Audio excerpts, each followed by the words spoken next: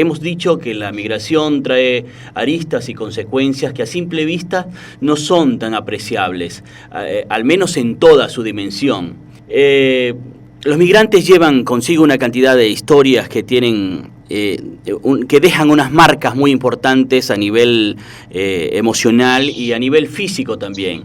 Recientemente la profesora Sandra, de acá de la Universidad de la UNAM, me obsequió el libro El síndrome de Ulises.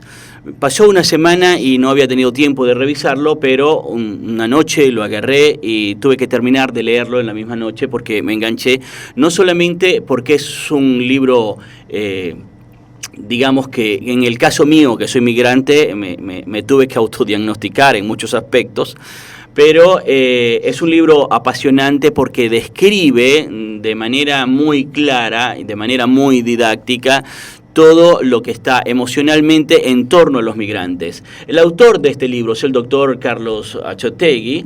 Él es un académico de España, con unas credenciales importantísimas a nivel internacional, podríamos decir incluso que es una de las principales autoridades para hablar de los aspectos emocionales en torno a la migración, y lo tenemos hoy con nosotros para hablar del síndrome de Ulises, que es como describe todas estas situaciones emocionales que están en torno a la migración. Doctor Achotegui, muy buenas tardes. Desde la Universidad de Misiones, la radio UNAM 98.7, don Jorge Cordi y León Toro, le damos la bienvenida. Pues muy buenas noches desde España y un placer poder comunicarnos y compartir la preocupación y los conocimientos sobre este tema tan importante que es la migración. Muchas gracias, doctor, y entendemos sí que es bastante tarde en España. En realidad el cambio de horario a veces nos coloca en esta situación de desajustarnos un poquito. Pero bien, doctor, leí su libro completo, pero el síndrome de Ulises, si bien no es que es nuevo, porque entiendo que usted lo viene trabajando desde el 2002, y entiendo que usted ha estado por toda Europa y en América también hablando de esto, quisiera que usted nos describa en sus palabras lo que es el síndrome de Ulises. Yo ya me autodiagnostiqué con el libro y me parece maravilloso. Sí, yo soy migrante, soy de la migración venezolana, por lo tanto es imposible leer el libro y no sentirme identificado y además retratado en cada una de las imágenes que usted va dejando y va diagramando allí. Entonces, la pregunta directa, el síndrome de Ulises, doctor. Sí. Bien, pues yo creo que dicho de una manera así directa, sencilla, es un duelo, es un dolor muy intenso que se vive por emigrar en muy malas condiciones. Es decir, es un duelo extremo, un duelo migratorio extremo que por desgracia hoy viven millones de personas. Hablas ahora de la migración venezolana que has vivido en primera persona. Aquí vemos migración que llega de los países árabes, de África, de España, de otros lugares, ¿no? También de Venezuela, también de Latinoamérica. Entonces, cuando la migración se hace en condiciones extremas, supone un enorme estrés, supone una enorme tensión, y esto es lo que yo llamo el síndrome de Ulises, porque me recordó la historia de Ulises, ¿no? Solo, asustado, indefenso, como viven hoy pues millones de inmigrantes, no lejos de sus seres queridos, sin protección, muchas veces en situaciones casi de exclusión. En fin, es una realidad muy grande en el mundo de hoy, y yo creo que es muy importante que todo esto se conozca, se debata y se busquen soluciones a esta situación. Doctor, sí, entiendo que la soledad, el duelo, como dice usted, el miedo, la lucha constante, y me llama muchísimo la atención, es que pareciese que no hay espacio emocional para pensar en el suicidio, por ejemplo, en condiciones tan extremas de sobrevivencia. Por lo tanto, no es un trastorno, y usted lo habla muy bien allí. Las personas tienen una esperanza de vida y por ellas van. Pero bien, visto de esa manera, querido doctor, le planteo lo siguiente. los gobiernos, entiendo que ustedes tienen un trabajo enorme en psiquiatría migrante, vamos a llamarle así, ¿no? En los otros países no sé qué tanto es, pero si tenemos dificultades para la asistencia directa, incluso en formas de erradicación, y la parte de asistencia emocional no está tan cuidada, no está tan abordada. Usted que conoce el escenario mundial, ¿cuál es su experiencia? Sí, estoy de acuerdo con lo que dices, que falta sensibilidad, falta formación en los profesionales, faltan recursos para ayudar a tantos emigrantes que están viviendo estos duelos extremos, ¿no? Tipo síndrome de Ulises. Hay, por ejemplo, en universidades como Berkeley, nosotros en Barcelona, que sí que tenemos programas de trabajo y de formación, pero hay mucho por hacer porque lamentablemente el inmigrante es un poco invisible, ¿no? Es un poco como Ulises cuando dice mi nombre es nadie, ¿no?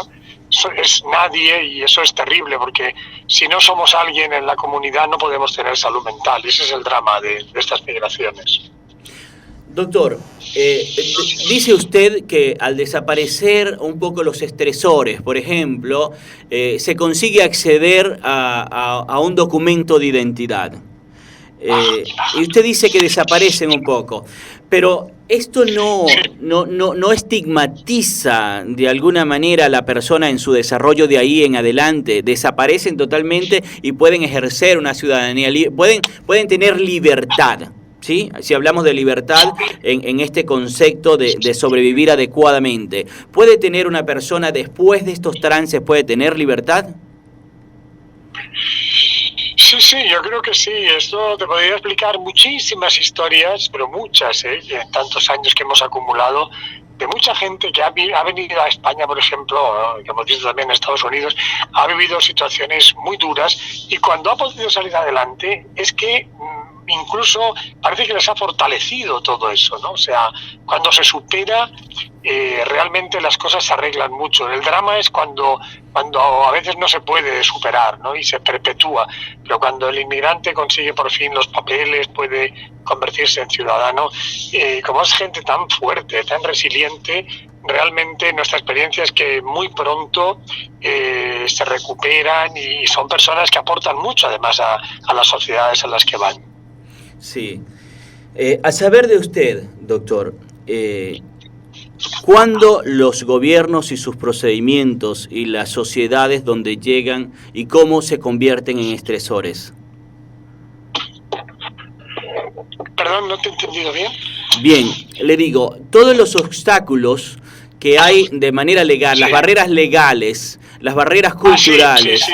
Se convierten en estresores. ¿Cómo y de qué manera? ¿Cómo le impactan a las personas? Sí, bien, yo creo que en este momento pesan mucho más los estresores afectivos, familiares, los estresores sociales, que los estresores culturales. Es decir, en los estudios clásicos de migración siempre se ha hablado mucho del estrés aculturativo, y eso es importante, pero es que aquí, como la situación es una situación de supervivencia, el estrés aculturativo queda en segundo lugar. Es decir, a un inmigrante que está en esta situación extrema, el tema de si la comida del sitio le gusta más o menos, realmente es un asunto muy secundario, porque está pensando en su soledad, en el miedo, en las dificultades que tiene para salir adelante.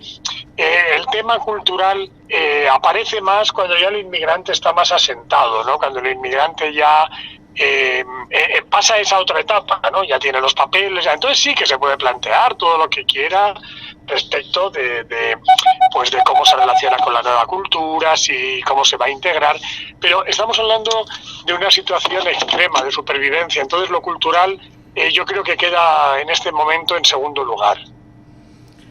Carlos, ¿qué tal? Le habla... Joseba. Perdón. Jorge Cordi le habla. Quería hacer una pregunta. Hola, ¿qué tal? Quiero hacer una pregunta. Yo soy... Bien, muy bien. Yo soy argentino y me ha tocado hablar con muchos inmigrantes venezolanos. Y siempre detecto en las conversaciones como que no tienen presente la situación que viven. O sea, es como que no entienden el choque, lo que les ha pasado, haber dejado todo. Claro. Es como que no toman... Ya. Sí. Sí. Yo creo que muchas veces, pues, cuando la migración se produce en circunstancias así como muy rápidas, dramáticas, no es lo mismo que cuando hay un proyecto migratorio estructurado. Claro, estamos hablando de una migración que tiene unas características diferentes, por ejemplo, pues de la migración que nosotros vemos aquí en España, pues de los peruanos que vinieron ya hace bastante tiempo, de los bolivianos. La situación de Venezuela quizás tiene características especiales, me parece. Claro. A mí lo que me pasa es que cuando hablo con esta gente, lo que veo es que no, o sea, por ejemplo, vienen sufriendo, pero se hacen es como si se hicieran culpables de que no rinden, como que como que si no tomaran conciencia de la situación en la que están sumergidos. Y se hacen responsables y sufren como si se hicieran ellos culpables de no poder avanzar, por ejemplo, en algunos casos. ¿Por qué pasa eso? ¿Por qué no toman conciencia de lo profundo de la crisis, de la transformación que les ha tocado vivir? Bueno, ahí habría que ver, quizás, claro, hay que ver muchos casos y habría más variedad de respuestas, ¿no? Quizás es verdad que has encontrado varios con ese perfil, ¿no? Pero yo, por lo que tú me dices, me parece que lo que predomina es un sentimiento como de confusión, como de negación, como de dificultad de situarse, ¿no? Y esto es típico también, sobre todo en las migraciones recientes, ¿no? Que en la primera fase de la migración, yo tengo un libro que se llama 12 características del duelo migratorio, y una de las cosas que describo es justamente esto, que sobre todo al principio de las migraciones hay más confusión, hay más mecanismos de negación. Luego ya las cosas se van asentando, muchas veces asentando en conflicto, asentando en ver lo difícil que es todo, en tensiones. Pero en la primera etapa a veces hay como confusión y podría ligar un poco con lo que explicas. Muchas gracias. Bueno, sí, usted se refiere a que hay unas características especiales en la migración venezolana, como estresores, supongo que a lo que se refiere, y esto nos está afectando. ¿De qué manera? Bueno, tampoco soy un especialista. Nosotros vemos gente aquí en España de todas partes y vemos también la población venezolana. Yo diría que, claro, no es lo mismo, es lo que intentaba decir antes, ¿no? Por ejemplo, aquí hemos visto, hemos visto también gente de Argentina, gente peruanos, ecuatorianos, que han hecho unas migraciones, digamos, como más estructuradas, como con un proyecto que durante tiempo se prepara y luego se ejecuta. Cuando la migración se produce de una manera, digamos así, como por crisis, y que todo va como más rápido, como menos estructurado, pues lógicamente la persona también tiene esa vivencia de más desorientación, de más confusión, de no entender qué está pasando. Yo creo que en el caso de Venezuela pues hay unas circunstancias sociales, etcétera, ¿no?, que de alguna manera pues condicionan, ¿no?, cómo está siendo esa migración. Es una migración más colectiva, con más de grupo, más que una migración más individualizada, como se ve otras muchas veces, ¿no? La persona pues de Perú que decide venir a España, se lo prepara, viene un familiar, luego al de unos años viene otro. Eso es un proceso que no es lo mismo que de repente pues muchísima gente que se marcha, que cómo se va, que en medio de una gran tensión, de una gran confusión, ¿no? Sí. ¿Cómo toma el europeo a la migración? ¿Cómo la va recibiendo? Bueno, yo creo que en Europa hay diferencias también entre los modelos de los países, ¿no? Yo creo que los países del sur de Europa, pues hasta hace poco ha habido una postura más receptiva, Ahora, en los últimos años, Italia se ha puesto muy en una situación más a la contra. Ha habido un movimiento muy fuerte, ¿no?, de partidos anti-inmigración, etcétera. Eso está empezando a llegar un poco a España, pero en los años 90, principios del 2000, había una postura bastante receptiva, ¿no? Ahora por desgracia, está empezando a cambiar, ¿no? Y luego pues tenemos la postura de Alemania, que acogió a 1 millón de refugiados sirios, ¿no?, que fue realmente ejemplar, ¿no? Lo que hizo Alemania fue impresionante, ¿no? Alemania y Suecia fueron 2 países que tuvieron una postura muy abierta, ¿no? Ahí, por ejemplo, España, Francia, Italia ya fueron menos receptivas. Yo creo que los países del norte de Europa pues siempre han tenido unas políticas más abiertas hacia recibir inmigrantes. Lo que pasa es que en conjunto pues falta mucho por hacer, ¿no? Y lamentablemente no se prepara tampoco a la opinión pública con los medios de comunicación para debatir y entender en profundidad qué supone la migración, la necesidad que tiene Europa, por ejemplo, un continente envejecido de inmigrantes, ¿no? Se habla del viejo continente. Es que es viejo en el sentido real, no es una metáfora, es un continente viejo. Europa es un asilo.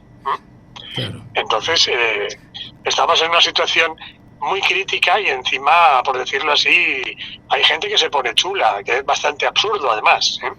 Claro, sí, usted decía, ponía un ejemplo allí, que hay un lugar, no recuerdo exactamente cuál, donde se vendían más pañales para adultos que para niños, y lo cual era paradójico, pero estaba allí, ¿no? Sí, esa es la metáfora, justamente. Sí, seguimos con mucha atención el tema de la migración, pero quiero volver un poco al síndrome de Ulises, ¿no? Me ha impactado muchísimo este libro, doctor. Y lo que quiero preguntarle lo siguiente, fíjese usted. Nosotros pertenecemos además a una organización que se llama Arepa Viva, que trabaja, es una organización de apoyo al migrante. Tenemos también un área de psicología, y aunque hemos tenido pocos casos, tenemos casos con gente con intención de suicidio. España, por supuesto, es un centro de llegada de migrantes muy grande, migrantes de Europa y de varias partes de América Latina. ¿Cómo son esos índices de suicidio enmarcados dentro del contexto migratorio? Sí. Bueno, nosotros en la experiencia que tenemos de años, porque yo trabajo hace casi 40 años en el tema de la migración, yo creo que por mi experiencia no es realmente superior el índice de suicidio en inmigrantes, porque el inmigrante es una persona fuerte, resiliente, sobre todo cuando hay un proyecto migratorio. Por eso, cuando hablábamos del caso de Venezuela, que se produce una migración tan en masa, no es lo mismo que la persona que proyecta emigrar y decide, y él decide y su hermano no lo hace. ¿Por qué lo decide él? Porque tiene unas capacidades, porque se ve fuerte. Todo eso le va a proteger después. O sea, en realidad, lo que nosotros llamamos sobre todo el primary migrant, el primer inmigrante, el que va por su propio pie, el que abre camino, ese suele ser un personaje muy fuerte, muy resiliente. Nosotros vemos aquí en Europa, en España, gente que llega en barquitas, en pateras, desde el centro de África, haciendo 5.000 kilómetros por el mar. Una persona que resiste eso, no sé cuántos europeos lo aguantaríamos. Quiero decir que son gente muy fuerte. Entonces esto luego también les permite aguantar. Es una selección natural casi de gente muy fuerte. Sí. ¿Y qué pasa con esas familias que esta gente dejan atrás, donde seguramente, siendo ellos los más fuertes, también eran sus escudos protectores, donde hay violencia generalizada, donde los estados de derecho son tan débiles? Estas familias quedan a merced de que ¿Cómo infiere aquello en el proyecto de y viceversa? Sí, eso es un tema muy importante realmente, ¿no? Precisamente porque emigran muchas veces los mejores, dejan un hueco también en los países de los que proceden, ¿no? Y a veces los países de los que proceden, a veces son dictaduras, pues ya están encantados de que se vayan, ¿no? Porque esta gente es la gente que les podría cuestionar las cosas, ¿no? Y que se vayan lejos, ¿no? Y que manden remesas, ¿no? tiene que haber un cambio en global, en los países de origen, para que la gente no emigre forzada, sino que emigre por un proyecto personal, que es muy libre de querer vivir en otro sitio. Esa es la migración verdaderamente saludable y buena, ¿no?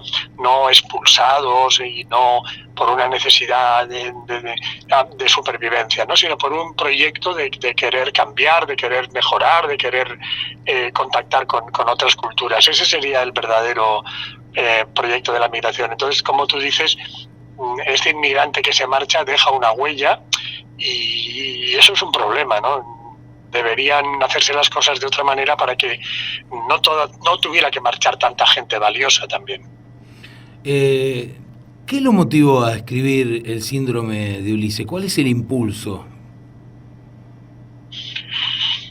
Bueno, a ver, la anécdota un poco es que me pidieron un libro de una editorial.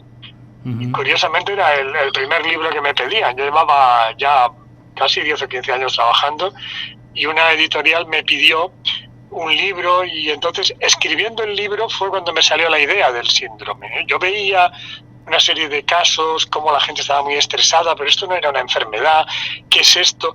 Y al escribir el libro, pues me vi obligado a ponerlo en un papel, a redactarlo, y de ahí salió la idea del síndrome. Pero bueno, mi motivación por el estudio de la migración viene, quizás yo soy de origen vasco, una zona de España que ha tenido muchísima emigración e inmigración también. Yo recuerdo de chico haber visto muchos familiares míos que marchaban y mucha gente que llegaba también al País Vasco. Entonces siempre me había llamado la atención qué movimiento había de pa' aquí para allá, cómo se vivía todo eso. Y bueno, y después pues al investigar en la migración pues me encontré con esta realidad de lo que está pasando en las migraciones del siglo XXI y le puse este nombre. Claro, una analogía con el héroe Ulises y toda la travesía, el sufrimiento que hizo y que además hacía referencia a usted a lo que sufría su esposa quedada en este lugar de partida que él tuvo. Doctor, el abordaje de usted es muy psicológico, muy psiquiátrico, pero también hace algunas referencias que son de corte muy social, por lo menos el caso que me impactó muchísimo, el caso del africano que perdió el brazo en el 11 de marzo, ¿no? Me llamó profundamente la atención. Ahora, en este momento tenemos 272 millones a saber y a decir de las organizaciones multilaterales de migrantes, en la mayoría de los casos forzados. Y lo que se prevé, los números que dan los expertos, es que esto se puede triplicar en un tiempo muy corto. ¿Cómo prevé, cómo ve usted hacia el futuro, dada el blindaje que están haciendo o las posiciones de los gobiernos frente a la migración y las carencias de atención que hay? ¿Cómo lo ve usted? Bueno, pues por decirlo muy corto, lo veo negro. O sea, realmente veo que cada vez hay más cerrazón, cada vez hay más muros, más fosas, unas murallas. A veces no son físicas, no son controles, no tiene por qué ser algo que se ve, ¿no? Pero yo creo que emigrar cada vez está siendo más difícil. Y entonces la gente que emigra cada vez corre más riesgos. Las mujeres sufren un enorme riesgo de agresiones sexuales, por ejemplo, en muchas migraciones. Todavía sufren más que los hombres muchas veces. Entonces yo creo que va a ser complicado. Si vamos a encontrarnos con migraciones, por ejemplo, de causa climática, ¿no? Como ha pasado ahora mismo en todos estos ciclones que ha habido en Centroamérica, ¿no? Que han sido tremendos, ¿no? La cantidad de gente que se ha planteado marchar de su lugar de origen, pero que es que están las fronteras cada vez más cerradas. O sea, realmente va a haber mucho sufrimiento en las migraciones y claro, yo como médico me fijo sobre todo en ese aspecto. Entiendo todos los demás aspectos sociales, económicos, me parecen muy importantes, pero al final también hay que mirar a los ojos a la gente. El verdadero protagonista de la migración es el inmigrante, ¿no? Entonces es ahí donde se deberían dirigir más las miradas, ¿no? ¿Qué sufrimiento puede generar tener que emigrar con unas barreras tan enormes? Claro, claro. Bueno, doctor, usted hacía, y ya para cerrar, usted hacía una analogía muy interesante, que no eran los mismos las migraciones del siglo pasado que las migraciones actuales, y claro que también había de por medio la Segunda Guerra Mundial, por ejemplo, y otros episodios, hambrunas, diferentes tipos de conflictos sociales en Europa, y estos generaron una migración, pero podían venir en otro estado de seguridad. ¿Por qué es tan diferente antes que ahora? ¿Qué es lo que está pasando? ¿Por qué nos resistimos a la migración? Sí. Bueno, yo creo que hay muchos factores, ¿no? Pero realmente, a ver, hay una realidad también, ¿no? De que el mundo está muy superpoblado también. Antes había muchísimos espacios para poder explorar para vosotros mismos en Argentina, por ejemplo, ¿no? La cantidad de territorio, ¿no? Pero el mundo pues está superpoblado. Pero yo creo que la migración se podría organizar muy bien, ¿no? Lo que pasa es que hay como un funcionamiento, yo creo que como perverso, ¿no? Se hace sufrir muchísimo a los inmigrantes, pero luego al final todos los sistemas quieren tener inmigrantes. Ese es el gran drama, ¿no? Que se les hace sufrir mucho, pero evidentemente Europa no es tonta, por decirlo así en un lenguaje coloquial. Europa sabe que necesita millones de inmigrantes. Si lo sabe, ¿por qué no los coge? No los coge. Les pone 1000 barreras y al final, evidentemente, pero entran debilitados, sin derechos, los pueden explotar. Yo creo que ese es otro punto importante, ¿no? Que las migraciones va a seguir habiendo, ¿no? Porque además son necesarias incluso, ¿no? Pero ¿por qué se les hace sufrir tanto a los inmigrantes?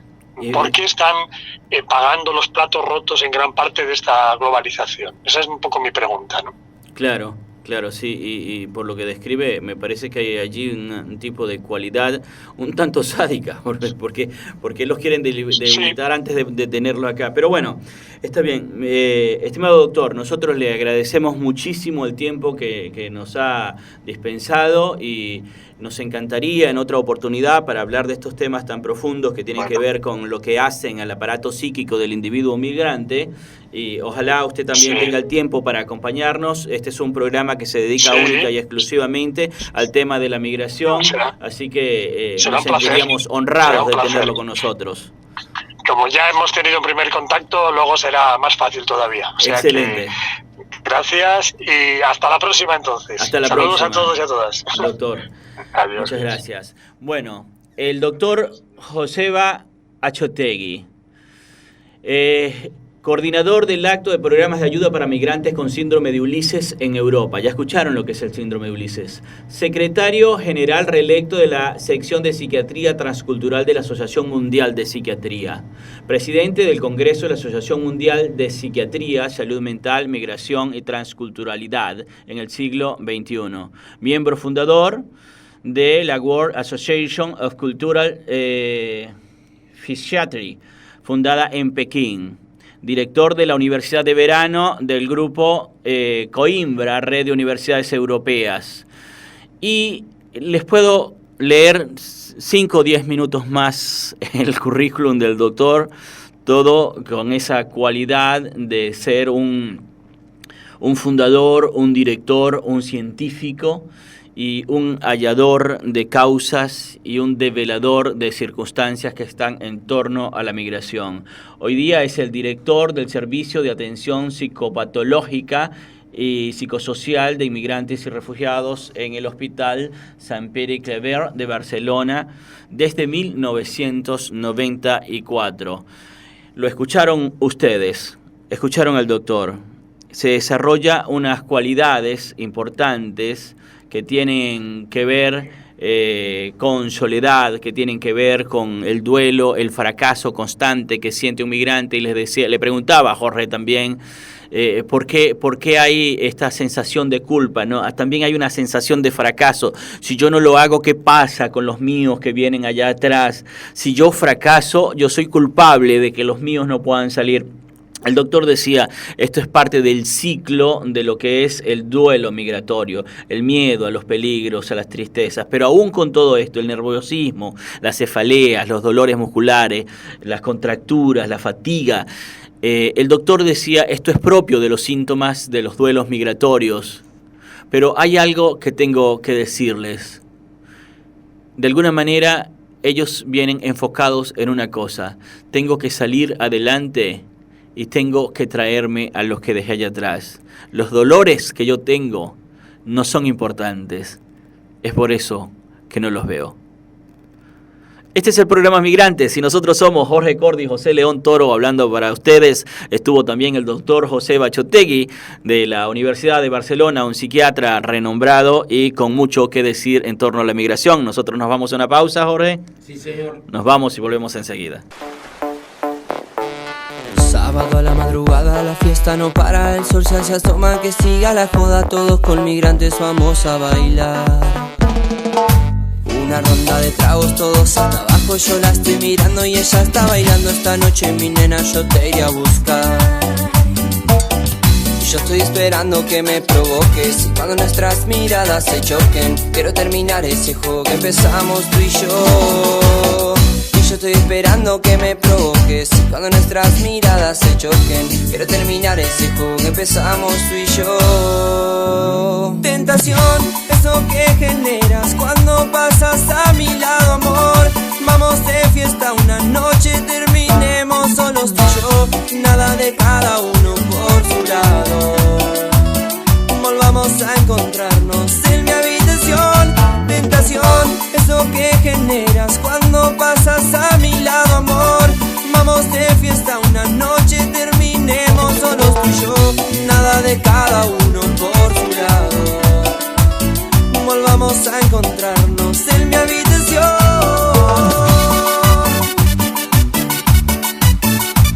Y las palmas arriba suena Migrantes.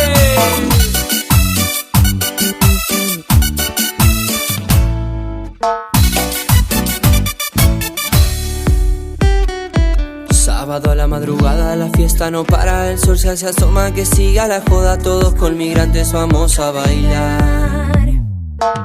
Una ronda de tragos, todos hasta abajo, yo la estoy mirando y ella está bailando. Esta noche mi nena yo te iré a buscar. Yo estoy esperando que me provoques y cuando nuestras miradas se choquen, quiero terminar ese juego que empezamos tú y yo. Yo estoy esperando que me provoques y cuando nuestras miradas se choquen, quiero terminar ese juego que empezamos tú y yo. Tentación, eso que generas cuando pasas a mi lado, amor. Vamos de fiesta una noche, terminemos solos tú y yo. Nada de cada uno por su lado. Volvamos a encontrarnos en mi habitación. Tentación, eso que generas cuando pasas a mi lado, amor. Vamos de fiesta una noche, terminemos solos tú y yo. Nada de cada uno por su lado. Volvamos a encontrarnos en mi habitación.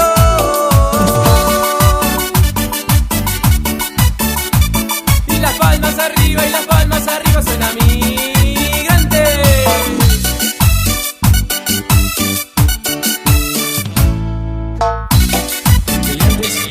Tentación.